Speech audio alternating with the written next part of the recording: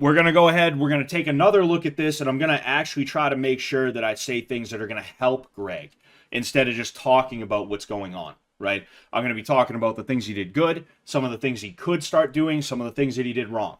Okay, that's what's going to happen. Excuse me. Claire and Cockroach Greg are with Haley right now. All right, we'll do this real quick. It's less than 2 minutes, the fight. So we'll go ahead. We'll do this real quick, and then we'll tune in to the thing with the stuff. All right. So with that said, let's go. So if you didn't know, this is me. All right. Ignore that. Ignore this shit right here. All right. This is me, and this is Greg. I will pause on occasion as well, right? Just to show certain things. All right, it's going to start any second now. And yeah, here we go. All right. So at first I start going light and he tells me, "Now let's go for real." So I was like, "Oh, all right." So Greg's going low, right? There he ended up getting pieced up. He tried to go high, and one thing I want to say is when he throws his jab, he lets his hand come down here, right, as you can see. There's the jab, it came out, and then the hand's down here. In addition to that, he turned away. You can kind of see. I'm pretty sure I tagged him a little bit, like just barely, right? We're going to go ahead, we're going to take a look, right? Yeah, so I kind of got him with the jab, but like I just touched him with it mostly. He's kind of doing this thing where he's trying to throw a punch, but also keep his head away at the same time. You gotta, I used to do that too. You gotta kind of get over that fear of like, when I throw, I'm gonna get hit. Like, it's just the way that it is. And I know that like I'm a lot more experienced than Greg, so he probably felt a little bit more tentative, right? A little bit more cautious, but I'm just saying what needs to be said here, right? Another thing you can do as well, trying to make sure I don't run my dog over. He was sitting under my computer chair. Another thing you can do as well is move your head while you're throwing, right? If you're throwing a jab, this is my jab hand. I can throw, and you see how I'm moving my head just a little bit off center. If he did that, there's a chance he would have ended up slipping my jab, right? In addition to that, you can move and then throw your jab if you want to go the other way. It's a little bit weird to try and do that, right? But you can slip and then come with the jab, right? In addition to that, like I said, he doesn't want to bring his hand down here, right? It's even lower, but I'm just trying to illustrate. It's just something to keep an eye on. Hold on. So one thing he's doing pretty well, right? And I'm actually gonna go back a little bit, right? I don't want to pause all the time, but I saw this yesterday. I paused at just the right time, right? So this is what we already saw, and okay, nope, never mind. So he's going low and coming high, which is you see, there it is. Okay, so he's trying to go low with the jab. He's changing levels on the jab, actually doing what I said a second ago, right? And because of that, it pays off. You'll see, right? Right there. It ended up paying off. I came with sort of like a leading left hook, and he ended up ducking underneath it. Now, he has that same problem here, where his hand is down here, but he ended up hitting me with a jab. It slipped off, but, it is what it is. Just the fact that he was able to make that work for him is a really good thing. And then I forget if he does it now, but he's been going down to the body and coming up with that right hook, that overhand right. Yeah, he tried to go for it and it didn't quite land. It's not a bad idea. The thing is, he's got to not telegraph like that right there, right? That right there. Bang, huge telegraph. I was able to deflect it, right? What he should have did is he should have went like double jab. He should have faked, right? There's a bunch of things he could have and should have done, and like it's all easier said than done at the end of the day, right? I'm not trying to be like, oh, Greg, you fucking, what are you doing, right? But it's if instead of just coming with that overhand right, he had maybe stuck a jab behind it, stuck two jabs behind it. If he had like faked and then came with the overhand right, there's a chance that I wouldn't have seen that coming in the way that I did. So I don't think either of those landed. That looked like it landed, though. And it looked like he kind of caught me a little bit after that, too. So that was pretty good, you know? See, right now he's kind of coming in and he's flailing his arms right now. That wasn't a bad jab. I don't think it landed, though. You see, he's kind of back to flailing his arms. I think he started getting hit a little bit, and he just kind of resorted back to like just flailing a little bit, and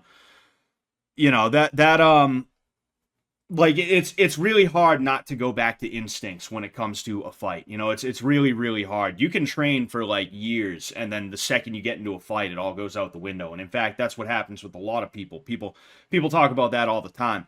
Luckily for me, it didn't happen in my first fight, but I still got beat up anyway. So, the best laid plans of mice and men. But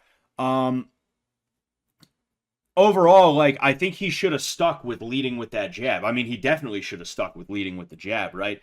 And I think he should have started changing levels with it, because a lot of the time he was throwing to the body and then coming up to the head. I think he should have went like body, head, and then that right hook, right? He could have went head, body, head, right? He should have been changing up his levels and throwing that jab to try and keep me off balance, because he keeps rushing in right now. And you're going to see he keeps on getting pieced up on the way in, Hence there, right? I started trying to go for the body because I didn't want to keep on hitting him in the head. And I figured I could hit him a little bit harder in the body, and maybe it would maybe it would end what was going on. Because at this point, he and we're both drunk, and we both have alcohol gut, I believe is what he called it. We were both kind of like not feeling good, literally all at the same time. We both felt like awful, right at the same time. It was funny. So, you see, what's happening is I'm pulling back, right? And his answer to that could have been to try and go for the body, right? Because my head, right? My head is moving, but you'll notice the center mass, right? It stays relatively in the same place. So another thing that he could have did was he could have came in, crowded me, made me feel like I had to pull, made me feel like I had to kind of enter this spot right here, because this is not the best spot for me to be in. It's safe for me for like a split second, but if I stay here, I'm trapped here. So if he could have trapped me, right, in this position, that would have been really good for him. And he could have either A, attacked my body, or B, he could have closed distance a little bit more and actually gotten my head, because there really isn't like anywhere for me to go. I can't really go this way because I'm going to run into a punch. I can't go that way because like I don't have anything to step with there, I guess I could pivot out if it came down to it, but I'm still kind of stuck, The only place I can really go is further back, but how much further back could I go, right? That's kind of a cheat. It's kind of a corner cut that I'll use against people who are especially taller than me. Like I use it with Sam a lot. I actually use it to close distance. If you watch me and Sam spar, you'll notice that I use that a lot as kind of a corner cut to close distance. But then in addition to that, I'll use it when somebody is really aggressive, but they're not doing a good job at pushing me back, Greg, he was really aggressive. He was coming in, but he wasn't dislodging me from the position. I was able to stay planted. So I was kind of just working from here. And then when I felt it was safe, I was coming over with a check hook, But I believe this is where the fight ends. Yeah, this is where the fight ends. So that was really good. It felt good when Jet came in and congratulated us. He said that was really good. I'm happy about that. Greg's a really solid guy. I love the hell out of Greg. I think he said he's sticking around a little bit. We're gonna have to chill or something like that after the tank ends, after bitch tank ends. And then if I had to kind of tell him what he should work on here, it would be dynamic jabbing, meaning more than one jab, not just and then throw. It'd have to be like 2 jabs, 3 jabs, change level, go high, low, low, high, low, high, right? Try to not telegraph that right hand anymore, whether it's a hook, whether it's an overhand, or if it's a straight. Try to hide it behind the jab. And then in addition to that, try to make sure that he keeps his hands up at all times, including when he's throwing punches, right? Because that's part of the reason why he started getting tagged is because his hands were all over the place. They weren't here, right? And he wasn't, actively defending as well. But that's a different story. And then in addition to that, I would say get good at faking. Right, get good at feints. It's actually really easy to get good at utilizing feints. It's just really hard to catch somebody who knows what they look like and knows what they are. Um, it's not that hard to get good at, right? Um, so yeah, I mean, that was a great job on Greg's part. He should be really proud of himself. I'm proud of him. He ended up being okay too. That's always something I'm a little bit worried about. Is like, is everybody going to be okay? Is everybody going to be okay? The truth of the matter is, humans are tough. Humans are tough. We're resilient and we aren't made of glass.